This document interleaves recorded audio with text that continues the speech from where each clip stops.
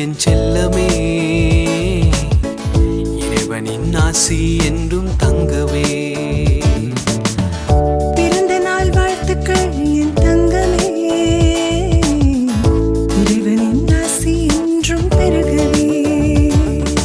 சாலமோனின் ஞானத்தை போல, ஆபிரகாமின் சந்ததி போல, கடற்கரையின் மணலை போல, விண்மீன்களின் கூட்டத்தை போல, உந்தன் வாழ்வு என்றும் செழிக்கட்டும்,